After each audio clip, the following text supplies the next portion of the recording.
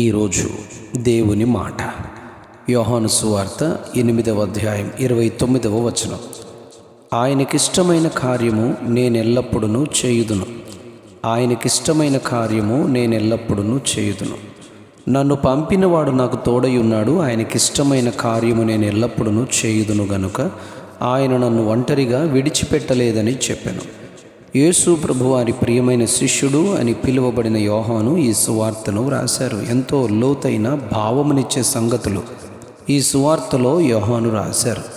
ఈరోజు వరకు ప్రభు అయిన యేసుక్రీస్తు వారిని గూర్చి లోకంలో సరి అయిన గ్రహింపు కలిగిన వారు లేరు. ప్రభు అయిన యేసుక్రీస్తు వారు త్రిత్వములో ఒకరై ఉన్నారు. తండ్రి, కుమారుడు, పరిశుద్ధాత్ముడు అను అద్భుత సత్యమును గ్రహించుటకు అనేకులకు సరైన హృదయము లేదు. యావత్ ప్రపంచాన్ని నిర్మించిన యెహోవా దేవుడు తండ్రిగానున్నారు. సశరీరుడుగా ఈ లోక విమోచన కొరకు రక్షించుటకు కన్య మరియ గర్భమును జన్మించిన యేసుక్రీస్తు ప్రభువారు వాక్యమైన దేవుడు కుమారుడై ఉన్నారు. ప్రపంచమును విమోచన జరిగించి యావత్ మానవాళిని నిత్యత్వమునకు చేర్చు వరకు వెనువెంట ఉండి సర్వసత్యములోనికి నడిపించు పరిశుద్ధాత్మదేవుడై ఉన్నారు. త్రిత్వములో మూడవ వ్యక్తి అయి ఉన్నారు. ఒకరినొకరు ఎడబాయువారు కారు. యోహాను సువార్త 10వ అధ్యాయం 30వ వచనంలో నేనును తండ్రియును ఏకమై ఉన్నామని చెప్పారు. యోహాను సువార్త 17వ అధ్యాయం 11వ వచనంలో ప్రభు అయిన యేసుక్రీస్తు వారి ఈ భూమిపై ఉన్నప్పుడు ఆయన ప్రార్థిస్తూ, పరిశుద్ధుడమైన తండ్రి, మనం ఏకమయునులాగున వారును ఏకమయుండునట్లు అని శిష్యుల కొరకు, అలాగే రక్షింపబడబోతున్న మానవాళి కొరకును ఆయన ప్రార్థించారు. అనగా తండ్రియు కుమారుడును ఏకమై ఉన్నారు. యోహాను సువార్త 14వ అధ్యాయం 16వ వచనంలో నేను తండ్రిని వేడుకొందును, మీ వద్ద ఎల్లప్పుడూ ఉండుటకై ఆయన వేరొక ఆదరణకర్తను అనగా సత్యస్వరూపియగు ఆత్మను మీకు అనుగ్రహించును అని చెప్పారు.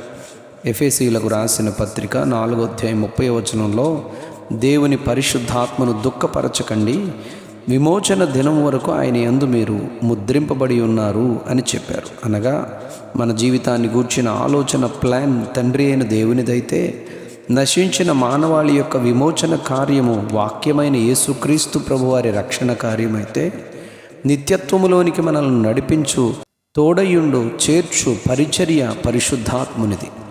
ఈరోజు మన ధ్యాన వాక్యంలోని సత్యమేమనగా, నన్ను పంపిన తండ్రి అయిన దేవుడు నాకు తోడై ఉన్నాడు.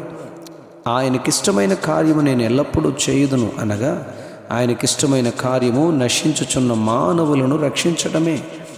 పాపులను రక్షించుట కొరకు మనుష్య కుమారుడి లోకంలోనికి వచ్చెనని చెప్పబడింది. తండ్రికి ఇష్టమైన కార్యము లోకములోని ఏ మనుష్యుడు నశించకుండా ఉండడమే.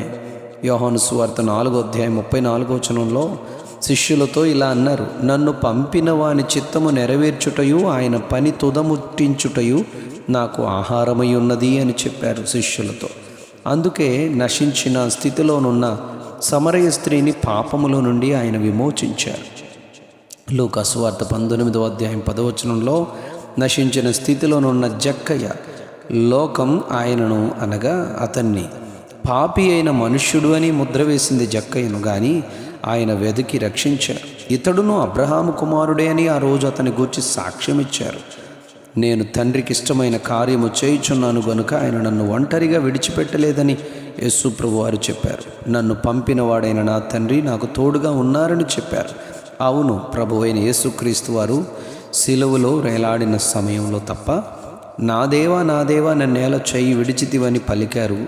అంతవరకు లోక పాపమును మోసుకొని పోవు దేవుని గొర్రెపిల్ల అనబడు ఆయనపై లోక పాపము మోపబడిన క్షణము వరకు తండ్రి తన చేతితో కుమారుని పట్టుకునే నడిపిస్తూనే తోడుగా ఉంటూనే ఉన్నారు. మరలా 3వ దినమున సమాధిలో నుండి ప్రభు అయిన యేసుక్రీస్తు వారిని తండ్రి చేయి పట్టి లేపి ఉన్నారని అపోస్తుల కార్యాలు 2వ అధ్యాయం 31వ వచనంలో చెప్పబడింది. ఈరోజు మన ధ్యాన వాక్య సారాంశం ఏమనగా, ఆయనకిష్టమైన కార్యమును మనమెల్లప్పుడూ చేయువారమైతే ఆయన మనకెల్లప్పుడూ తోడుగా ఉంటారు.